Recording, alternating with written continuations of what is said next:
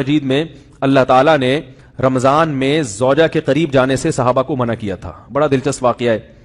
رمضان کی راتوں میں بھی زوجہ کے قریب جانے سے منع کیا تھا. ایک صحابی تھے, وہ رات میں کہیں چلے گئے, اب بڑے پریشان ہوئے, رسول اللہ صلی اللہ علیہ وسلم کے پاس آئے, عرض کیا یا رسول اللہ مجھ سے غلطی ہوئی, رمضان کی رات میں نے اپنی زوجہ کے قریب چلا. آپ نے فرمایا کیوں؟ وہ بڑا دلچسپ واقعہ ہے, بظاہر تھوڑا حیا کے خلاف بھی ہے لیکن اتنا بھی نہیں ہے.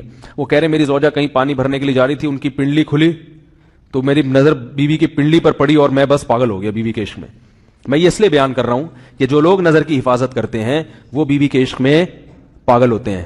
جو دن رات انٹرنیٹ پر پنڈلیاں دیکھتے رہتے ہیں انہیں بیوی کی پنڈلی بھی کیا شکل بھی اچھی نہیں لگتی ان کو. بد نظری کا یہ عذاب ہے, وبال ہے کہ جو اللہ نے گھر میں آپ کے لیے بٹھائی ہے وہ آپ کو اچھی نہیں لگے گی.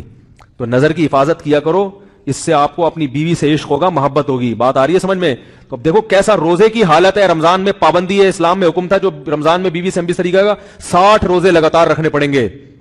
کتنا بڑا جرم, لیکن صحابی سے برداشت نہیں ہوا. صرف زوجہ کے پاؤں پہ نظر پڑی ہے تو وہ کیسے بیوی سے محبت کرتے ہوں گے, اور وہ بیوی کے بغیر رہ سکتے ہوں گے. اور آج لوگوں کے فون آتے ہیں, ہماری بیگم جب میکے جاتی ہے اتنی خوشی ہے, ایسا اچھا سا فیل ہوتا ہے, ایسا عجیب سا محسوس ہو رہا ہوتا ہے جیسے آزاد ہو گئے. تو میں کہتا ہوں ظاہر ہے اب تمہیں موقع مل گیا کنڈی لگانے کا, ٹھیک ہے نا, اور یہ آنکھ مٹک کے کرنے کا, تو خوش تو ہوگے.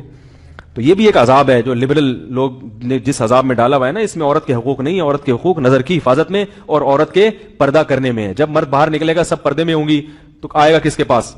بیگم کے پاس ہی آئے گا. تو اتنے منہ کالا کرنے کے راستے کھول دیے ہیں تو ظاہر ہے پھر کامیاب ازدواجی زندگی نہیں ہوتی. تو نبی کے پاس آئے, عرض کیا یا رسول اللہ میں برداشت نہیں کر پایا. تو آپ مسکرا دیے. تو وہ نبی کے پاس گئے, یا رسول اللہ ایسے ہوا, مجھ سے غلطی ہو گئی. تو آپ نے فرمایا کیوں؟ فرمایا ایسا ہو گیا تھا. تو آپ صلی اللہ علیہ وسلم نے فرمایا 60 روزے رکھو لگاتار. انہوں نے فرمایا ایک کی طاقت نہیں ہے, اس میں یہ ہو گیا 60 کیسے رکھوں گا, نہیں ہے طاقت 60. آپ نے فرمایا ٹھیک ہے پھر 60 غریبوں کو 2 ٹائم کا کھانا کھلاؤ. فرمایا اس کی بھی طاقت, بولو بھائی, نہیں. اتنے میں ایک صحابی لائے کوئی چیز صدقہ کرنے کے لیے. تو آپ نے فرمایا چلو اصل حکم تو یہی ہے کہ 60 روزے یا پھر 60 غریبوں کو کھانا, وہ نہیں تو چلو فی الحال ان کو تنبیہ کے لیے کچھ ان سے صدقہ کروا لیتا ہوں. فرمایا چلو یہ فلاں خیرات کی ایک چیز لے کر آئے ہیں, تم یہ لے کے غریبوں میں بانٹ دو. انہوں نے فرمایا مجھ سے زیادہ غریب پورے مدینہ میں بھائی کوئی بھی نہیں.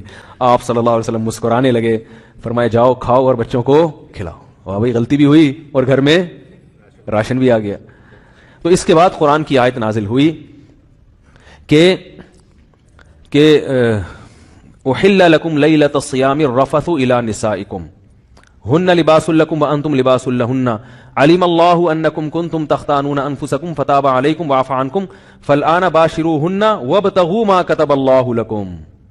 فرمایا اللہ کو پتا ہے کہ تم اس حکم پر عمل نہیں کر سکتے, لہذا رمضان کی راتوں میں تمہیں اپنی بیوی کے پاس جانے کی اجازت ہے, لہذا ان کے پاس جایا کرو اور اس اولاد کو تلاش کرو جو اللہ نے تمہارے مقدر میں لکھ دی ہے.